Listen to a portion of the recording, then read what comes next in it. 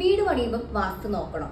ആർക്കിടെക്ചറും വാസ്തുശാസ്ത്രവും തമ്മിൽ എന്തെങ്കിലും ബന്ധമുണ്ടോ എന്ന് ചോദിക്കുന്ന ഒരുപാട് ക്ലയൻസ് നമുക്കുണ്ട്. വാസ്തുശാസ്ത്രം എന്ന് പറയുന്നത് 2000 വർഷങ്ങൾക്ക് മുൻപുള്ള ഏൻഷ്യൻ സയൻസ് ഓഫ് ബിൽഡിംഗ് ആണ്.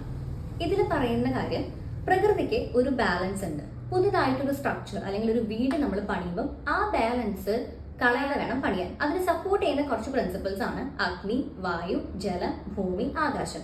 ഈ 5 പ്രിൻസിപ്പിൾസും തന്നെയാണ് ആർക്കിടെക്ചറിന്റെയും അടിസ്ഥാനം. ഒരു ചെറിയ ഉദാഹരണം പറയുകയാണെങ്കിൽ, വാസ്തു നോക്കുമ്പോൾ ഏറ്റവും ആദ്യം പറയുന്ന ഒരു കാര്യമാണ് വീടിന്റെ ദർശനം കിഴക്ക്, അത്യുത്തമം.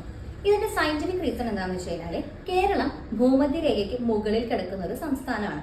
അതുകൊണ്ട് തന്നെ രാവിലത്തെ സൂര്യരശ്മികൾ ഒരു വീടിന്റെ ഉള്ളിലേക്കോ ഒരു മുറിയിലേക്കോ കടക്കണമെങ്കിൽ അതിന്റെ കിഴക്കാണ് അതിന്റെ ഓപ്പണിംഗ് എന്നുണ്ടെങ്കിൽ ക്ലിയർ ആയിട്ട് ഈ സൂര്യരശ്മികൾ അകത്തേക്ക് കടക്കും. ഇനി ഇതിന്റെ പ്രാക്ടിക്കൽ സൈഡ് നോക്കുകയാണെങ്കിൽ, ഉദാഹരണം നമ്മളൊരു പ്ലോട്ട് വാങ്ങിച്ചു, റോഡ് നിൽക്കുന്നത് വെസ്റ്റിലേക്കാണ്. അപ്പൊ നമ്മൾ എന്ത് ചെയ്യും? വെസ്റ്റിലോട്ട് ഫേസ് ചെയ്ത് പണിയോ അതോ കിഴക്കാണെന്ന് പറഞ്ഞ് പുറം തിരിഞ്ഞാണ് വീട് പണിയുന്നത്.